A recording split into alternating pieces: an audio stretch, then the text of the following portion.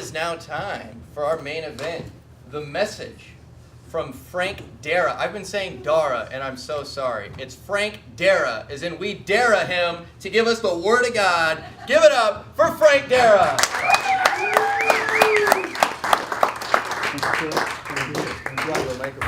Use it or not? I may use the microphone. Can you hear me? Is anybody out there? I can't see anything. I know, it's awful. So just make a noise every once in a while. I make sure you haven't all left. I want to thank John for having me here. Boy, that is bright. That's really great. Having me here tonight, and thank all of you for coming. When I walked in tonight, I saw Chris with his hard hat on, and I thought maybe he was telling me something, but we'll see if it's necessary before I'm done. But I want to spend a little bit of time introducing myself because I'm relatively new to First Methodist Church. I'm not new to the Methodist Church. I grew up a long time ago in the Methodist Church. And as a matter of fact, now maybe Steve can clarify for me the relationship between the Congregational Church and the Methodist Church, but in my mind it's a fairly fine line. My grandfather was actually a congregational minister. I'm sure he'd be rolling over in his grave right now, but and I did not know him.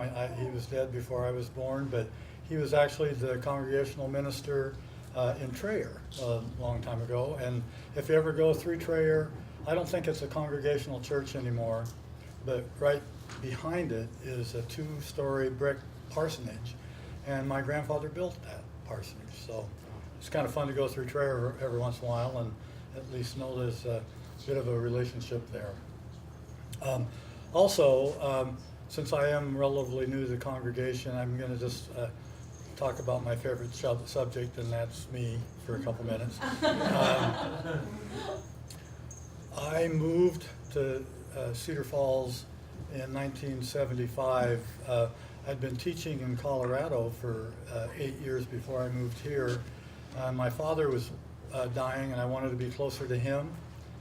I thought, you know, when Dad and Mom go, I'll move back to Colorado. Well, that was 1975, so you can do the math. For 41 years, I've been a very happy resident of this beautiful town and feel very fortunate to live here. My background, my dad was a music teacher, and I taught special education for over 40 years. I either taught or I worked at the AEA and as an administrator there. I was sorry to have left because I could have a really nice office now, I understand. Because, it kind of doesn't look like a school building to me, but that's what it is. And I hope that my explaining my background to you kind of tells you a little bit about how I feel I relate to the Methodist religion. And so the special education, working with kids with behavior disorders, working with families that struggle and often don't have a voice, I felt like that's kind of what I did fairly well for over 40 years. For 32 years, in one form or another, I've worked as a city, not really employee, but on various commissions. For 10 years, I was on the Park and Rec Commission. For 12 years, I was on Planning and Zoning, and now I'm in my 11th year on the City Council. So whatever that is, 31 or 32 years of working for the city. And this is the kind of community that you want to give back to. And that's kind of hopefully part of my message tonight is being a part of a community, be it the church or the city or a larger community that the Methodist Church talks about. So I've done that, and I also believe in volunteering as much as I can. I've been on several boards, on the board of North Star Community Services. I am on that still. I was on the Goodwill board a number of years ago. Red Cross board. I go over to Lincoln Elementary, and I agreed with kindergartners and first graders once a week, tomorrow as a matter of fact. I Right now, I'm working with the United Way. I don't know if you know much about the United Way, but we gather funds for various needy organizations and needy individuals throughout the community in the areas of employment, health, and education. And I do that for 6 months in the year. And my most recent interest is helping with, and I'm going to stand here so I can actually, I'm going to ask you to raise your hands if anybody has heard of Leader in Me. Yeah. Well, I'm helping, trying to raise some funds for that, as well as whenever I can volunteer to participate in that. And for those of you who don't know what that is, it's a school version of Stephen Covey's 7 Habits of Highly Effective People. And we have a group of employers in this area who have seen the need for having employees come with skills other than the technical skills they need for their job. We're really feeling like in today's work world, you need to be able to work independently, get along with your coworkers, just have those soft skills, if you will. And so the Leader in Me is trying to implement that model in every public and parochial school in Waterloo and Cedar Falls. If we were to do that, we'd be the only area in the country that would have that kind of coverage, and something I really believe in. And I hope if you have kids in school, you pay some attention to that. You can learn a lot from your kids if they're being taught the 7 habits. Okay, so that's about me. I do want to, when Lisa called me several months ago and asked if I would come tonight, I very willingly said yes, because I didn't know what I was getting into. And this is, don't worry, I'm not uncomfortable here, but I thought, well, she asked me because I'm on the city council. I'm probably the only elected person, publicly elected person in our church at this point. And so Frank must be a politician, so let's have him come and talk about the political beliefs. And I am anything but a politician. But anyway, I thank Lisa for inviting me. I have to admit, I came last week to kind of learn the format, and I was immediately intimidated by Shane Walsh, who came, and John introduced him as giving a sermon. Well, it was his first sermon. Well, this is not my first sermon because I'm not giving a sermon. You'll see that I'm a believer, and I want to practice, so to speak, what we preach. But I don't pretend to be able to impart any kind of spiritual thing for you. I hope I can just get through it without embarrassing myself or irritating any of you. What I would like to do, the old teacher in me has to do this. If you haven't been here to hear the other people speak on the social principles of the United Methodist Church, but that's what this whole series is about. And there are 6 principles, I believe. Is that right? That's right. You're number 6. Mm-hmm. Lisa's going to talk about one of them next week. But like I said, the old educator in me has a need to summarize. So I'm going to just very quickly go through the 6 principles and kind of give you my version of what I think that principle is. Then I'll talk about the 5th one, which is the political community. But the first social principle is titled Natural World. And the way I interpret it is that all creation is the Lord. By the way, these are principles that, and Steve can explain this far better than I, but periodically, certainly in the early 1900s, there was a group of Methodist leaders who felt the need to identify social principles that kind of drive where the church goes. And I think they were updated maybe most recently in the 70s, but maybe more recently than that, I don't know. But there's a theme through the whole thing. It's the theme community is in every one of the in every one of the titles, or something like community. The first social principle is the natural world, and basically it says all creation is the Lord's, and we, as Methodists, are responsible for how we interact with it. In other words, how do we interact with creation? What's our role in the rest of the world? Social principle, and certainly feel free to correct me, Steve, or anybody else that knows it better than I, if I'm off base here. Social principle number 2, nurturing community. Community. We have a responsibility to help each other and our community to reach its fullest potential. And that really calls to me as a city council member, but a nurturing community is the second principle. Third principle, social community. That's not easy to say, social community. All are equally important in the eyes of God, and our community must work to ensure each person's rights are protected. Again, we're looking out for each other in our community. Political community, that's me. I think I skipped one. Sorry. The fourth is economic community, the one that Shane talked about last week so eloquently. That basically, in my interpretation, very simply, is the whole community should strive to level the economic playing field. That obviously some of us have it a lot better than others, but we still need to look out for each other, give opportunity to those people that don't have it. Again, I'm really taking liberties with generally describing these.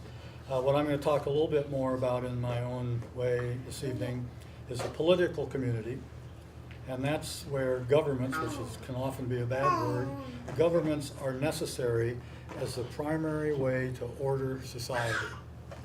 In other words, there's all kinds of stuff going on in the world, but in order to have it make sense and you got to have some rules and that kind of stuff, and that's what the role of government is. And we'll talk a little bit more about that. And the last one that Lisa's going to talk about next week is the world community. And it's interesting because I do think the last update was like in the 70s, and even then they were saying how small the world was getting and how technology was changing things.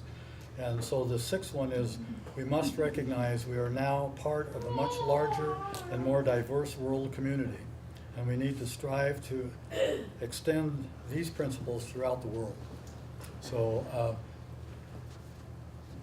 those are the 6 social principles that are identified in this book, and there's a lot of detail about each one of them.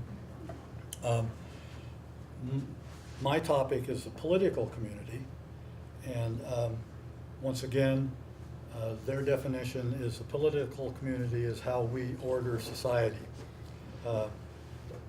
We hold government, so one of the concepts within it is that holding government accountable to ensure our basic freedoms and human rights. So you think about government, and that's kind of one of the things that government is supposed to do, make sure that we uphold the freedoms and rights of speech, religion, assembly, media, privacy, adequate food, clothing, shelter, education, and health care. And again, I want to, like I say, government is often kind of a bad word, but if you keep in mind that some entity has to keep things in order, that's kind of what the role of government is. And so one of our tenets is the ensuring that the rights and the freedoms and rights are maintained. Political responsibility is the second heading under this particular principle, and political responsibility is ours. That's where but the government still needs to ensure that there is full and willing participation on the part of its citizens. And of course, in a week and a half, we've got the one obligation and right that we have, and that is to vote, and also paying taxes and that kind of thing. But that's part of being in a community, and this church supports that and recognizes that needs to happen. The next part of the principle is education, and basically every person has the right to an education, and that education, though, should rest with the family, the faith community, and the government, and not be precluded by financial barriers. So once again, the government is here to ensure all of those things occur without being too heavy-handed about it.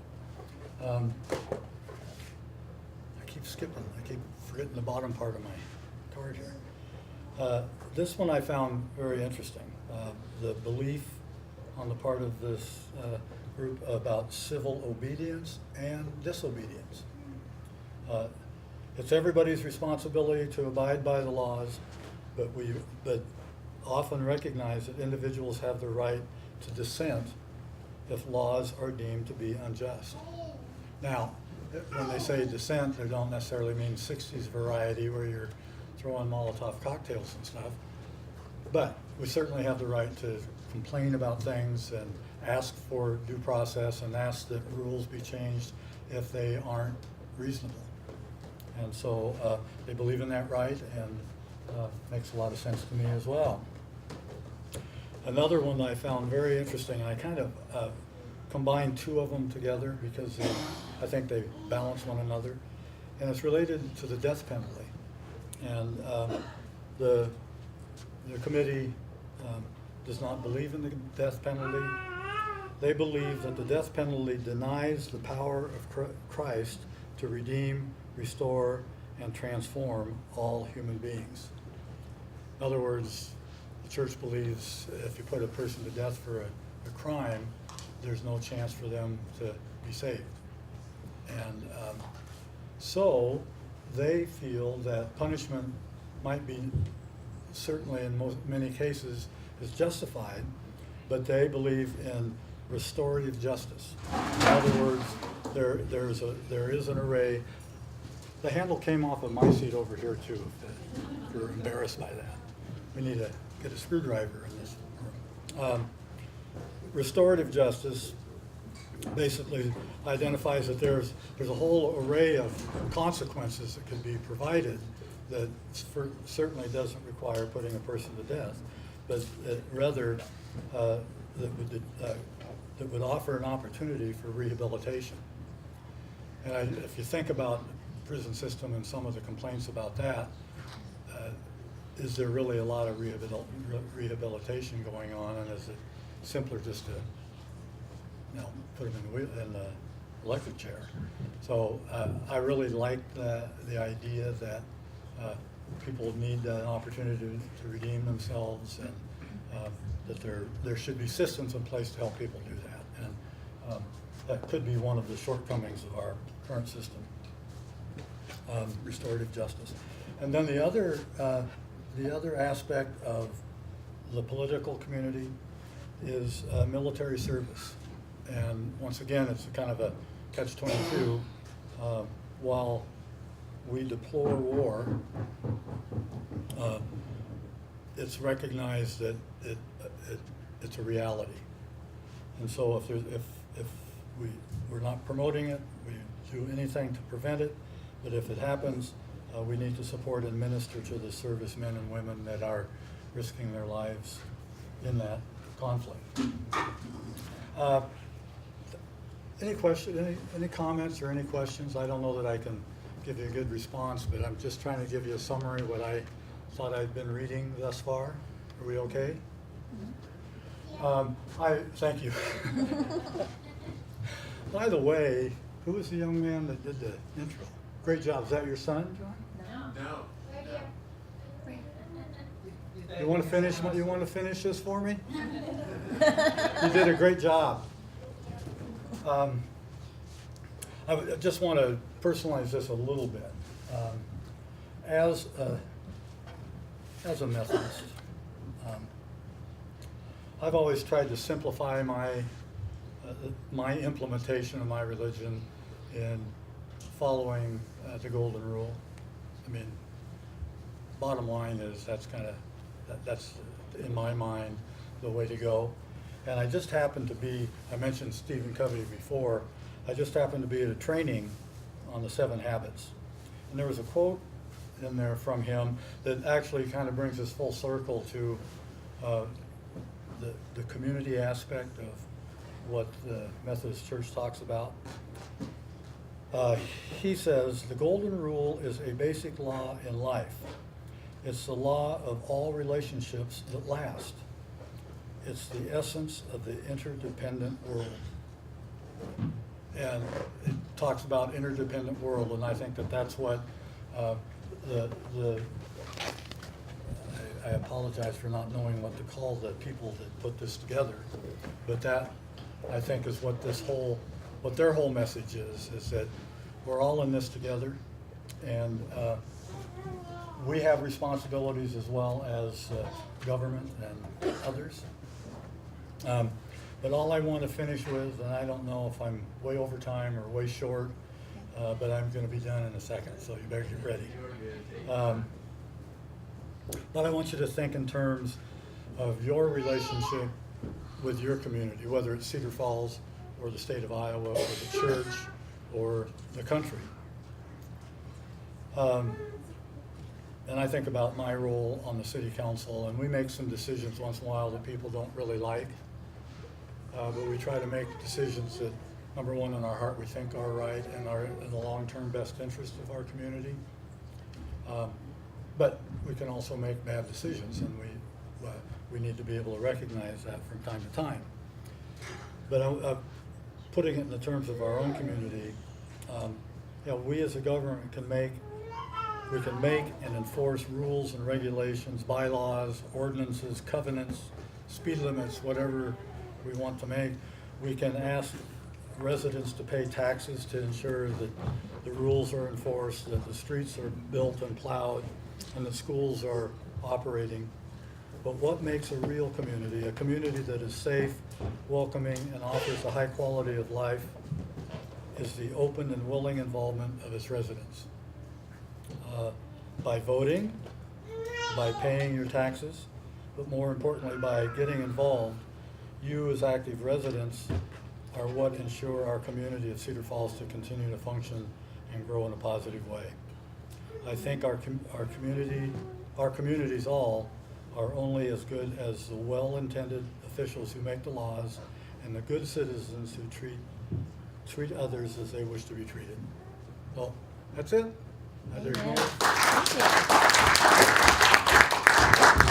And I want to Give it up for Frank Darrah, ladies and gentlemen.